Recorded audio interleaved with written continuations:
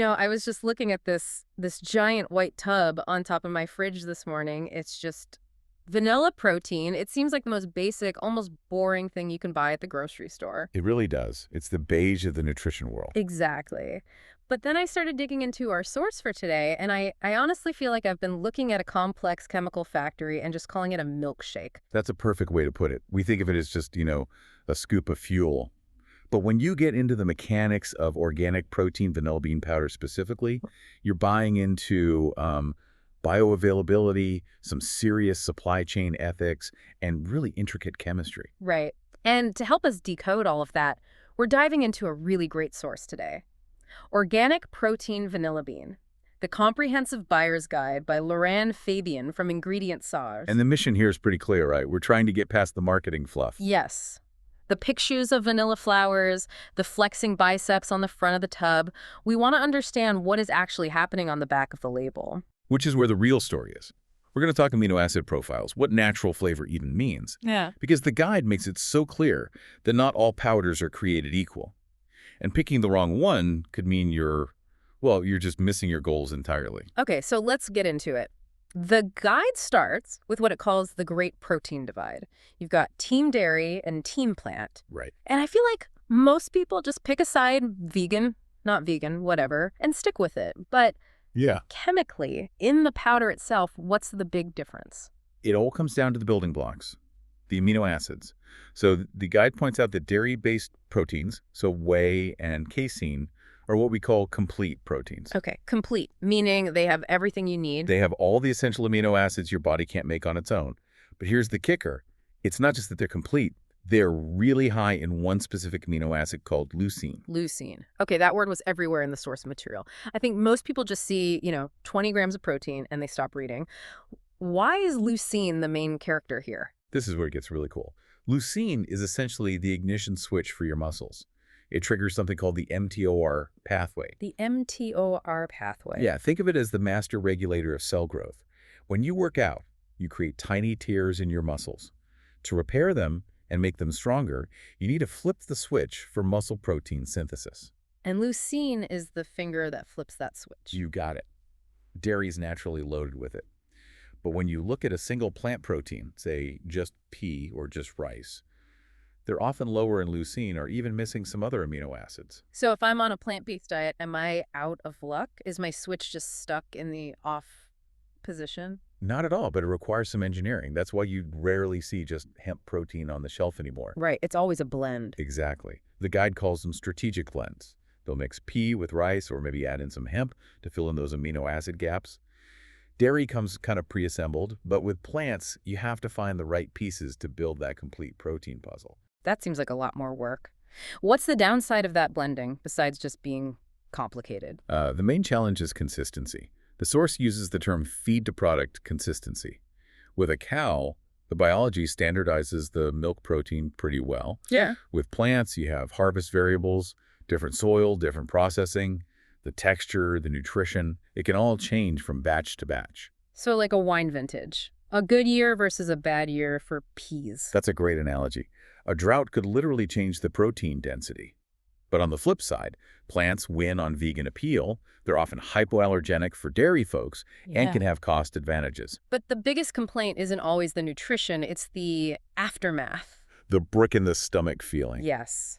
I have definitely had shakes that felt heavier than Thanksgiving dinner. The guide says that digestibility varies wildly. And it's not just the protein source, it's how it's processed. Which brings us right into the deep chemistry of this stuff. Because if you can't digest the protein to get to the leucine... the switch never gets flipped. Okay, so let's get deep on the numbers. The guide gives a very specific metric for that leucine threshold, which is so rare, you usually don't get a hard number to check. It's a critical metric. Yeah. To really fire up that mTOR pathway, the expert insight suggests you need to hit a leucine threshold of about 2 to 3 grams per serving. 2 to 3 grams. So if I'm reading the back of a tub and it's got 20 grams of protein, but only, I don't know, half a gram of leucine. It might give you calories. It might make you feel full, but it is not hitting that anabolic switch. It's like putting gas in the car, but never turning the key. Wow. Oh. Okay, that's why you have to read the tiny print, the amino acid profile, especially on the plant blends. You have to. You have to verify they've actually engineered it correctly. So what about the other unpronounceable words on the label? I'm seeing things like papain and bromelain. They sound like harsh chemicals. They do, but they're actually proteolytic enzymes. Proteolytic. It just means protein breaking. Papain is from papaya, bromelain from pineapple. They're just digestive aids. They're like little scissors that chop up the long protein chains so your body can absorb them more easily. Oh, so they're doing some of my stomach's work for it. Pretty much. The guide says they're especially helpful in those dense plant blends to prevent that bloating you mentioned. If you see those on a label and you have a sensitive stomach, that's a huge green flag. Okay, we have to talk about the vanilla and vanilla protein. I assume vanilla was just vanilla, but there's a whole spectrum here. It's surprisingly complex. The guide breaks down the difference between real natural vanilla notes and the artificial stuff, the good stuff, what it calls bean-forward aromatics that comes from actual vanilla bean extract or something called oleoresin. Oleoresin, that sounds like something you'd use to varnish a deck. It does sound industrial, doesn't it? But it's really just a method of extraction, a super potent one that pulls out all the heavy, rich flavor notes from the actual bean. If you see that, you're getting the real deal. And the alternative is just natural flavors. Natural flavors or artificial vanillin. The artificial stuff is all about consistency. A real vanilla harvest changes year to year, like we said, but a huge brand wants their shake to taste identical in 2025 as it did in 2020. So they use synthetics to flatten that out. But the real battle isn't the vanilla, it's the sweetener. This is where I always get lost. The zero-calorie stuff with the weird aftertaste, or the real sugar that adds calories? The eternal struggle. The guide puts them in two camps. You have the non-nutritive ones, erythritol, stevia, monk fruit. They're popular for the clean label look. You can slap 0-gram added sugar on the front. But there's always a catch. Always. The aftertaste. Stevia can be bitter. Erythritol can give you that weird cooling feeling or, digestive issues. So the industry loves the calorie count, but customers often hate the mouthfeel. And on the other side is just sugar. Right. Organic cane sugar. It tastes the best because, well, it's sugar. But it drives up the calories and makes the label look less healthy. It's a direct trade-off. Taste versus nutrition panel. Speaking of clean, let's talk about those seals. USDA organic, non-GMO, gluten-free. I see tubs just covered in them. Is it just sticker marketing? According to the source, they mean a lot. But maybe not what people think. Take USDA organic. It's not just about the powder. It's about the whole farming process. No synthetic pesticides, no irradiation. No sewage sludge fertilizers, I read. Right, I'm glad you caught that. It's about farm-to-label integrity. Okay, and non-GMO. That one is all about the supply chain documentation. It's easy to print, but hard to prove. But the one the guide says is really a safety signal is gluten-free, especially for plant blends. But peas don't have gluten. Right, they don't. But the facility where they process the pea protein might be processing oat flour right on the same line. The cross-contact risk is huge. So that seal isn't just about diet, it's a certification that the facility has its act together. That connects to something the expert in the guide, Loran Fabian, talks about a lot. Batch-level traceability. Sounds like jargon, but why should I care? You should care. Because supplements aren't regulated like drugs. Traceability means the company can take one tub, look at the code, and trace every single ingredient back to the specific farm and harvest it came from. So if there's a recall, they know exactly which tubs are affected. Precisely. It's the difference between a sticker and actual proof. Yeah. And for private label brands, the store brands, this is how they build trust. That traceability is your only guarantee that it's what they say it is. That makes sense. Okay, let's get practical. I buy the tub, I open it. How long do I actually have? Because the guide kind of blew my mind on shelf life. It's a shocker. We think of dry powders as lasting forever. Unopened, the guide says it's good for 18 to 24 months. But, and this is a huge but, once you break that seal, you've only got about 3 to 6 months of peak quality. 3 to 6 months. I definitely have a tub in my pantry older than that. I figured if it wasn't moldy, it was fine. You might want to toss it. It's not just about safety, it's about taste and effectiveness. Once it's open, oxidation starts. The fats, even trace amounts, go rancid. That's where you get that cardboard taste.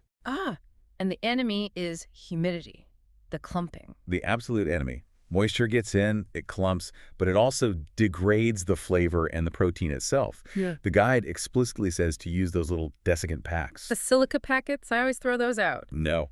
Keep them in. They are life support for your powder. They actively pull moisture out of the air inside the tub. Wow. Okay, lesson learned. What about the value equation?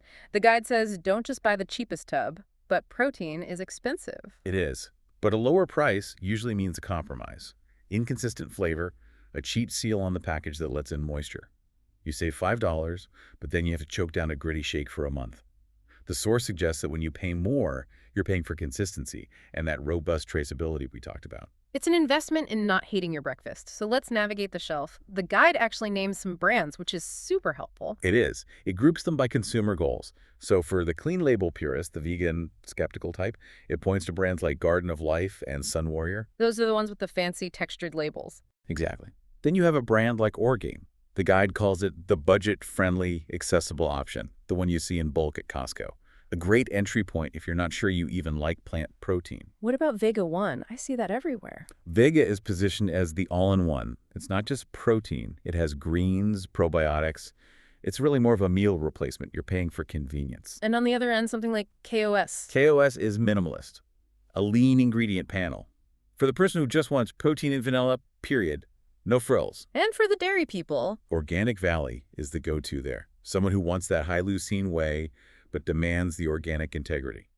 And finally, NW Foods is mentioned as the base ingredient for the DIYer. For the mad scientists in the kitchen. Exactly. Unflavored, simple. You can add your own stuff without fighting a pre-existing vanilla flavor. This is such a great breakdown. Okay, so we've covered the science, the flavors, the shelf life. How does someone actually make a decision in the aisle? The guide gives a 5-step quick start decision framework. It's a really smart way to cut through the noise. Step 1. Define your goal. Is it muscle gain, weight management, dietary restrictions? Yeah. Because muscle gain means you have to prioritize that leucine. Right, step 2. Confirm certifications. Check for allergens. Look for that USDA organic seal. Don't just assume natural means organic. Step 3 is the big one we started with. Choose your source, dairy or plant. Yeah. And if you go plant, look for that blend of pea and rice or hemp. Step 4 is where you need your reading glasses. Read the label, the whole thing. Look for the protein count, sure, but then go deeper. Look for those enzymes, papain or bromelain, if you have digestion issues, and hunt for that leucine number 2 to 3 grams. And the final step, step 5. Compare price and sustainability. And here's the best tip. Start with a trial size. Don't commit to the 5-pound tub until you know you can stand the taste. That is advice I wish I'd had 5 years ago. I have a graveyard of giant, half-used tubs. We all do. But if we pull back, what's so striking about this guide is how it connects your personal health goals to these massive global supply chains. Yeah, it's not just, does this build my biceps? It's, can I trace this vanilla bean back to the farm it came from? You're not just buying a product, you're looking for a partner. Precisely. If a company is transparent about where their ingredients come from, that usually means they have better quality control all around. It totally changes how you see that clean label idea. It's not just about what isn't in the tub, no pesticides. It's about knowing exactly what is in there. And that really makes you wonder about the future. As the market keeps moving toward transparency, maybe even regenerative agriculture, are we heading to a place where the story behind the bean is just as important as the protein content itself? That's a great thought. Are we buying nutrition or are we buying a story? Or maybe, finally, we're demanding both. I think we're demanding both, and we should be. We're putting this in our bodies every day. We deserve to know the whole story. Well, I'm definitely going to go home and check the date on my tub and maybe fish that little silica packet out of the trash. Please do. Your stomach will thank you for it. Listeners, next time you're in that aisle, just take a second. Look past the front label, read the back, check for the leucine. You might be really surprised by what you find. Thanks for diving in with us. It was a pleasure. Stay curious.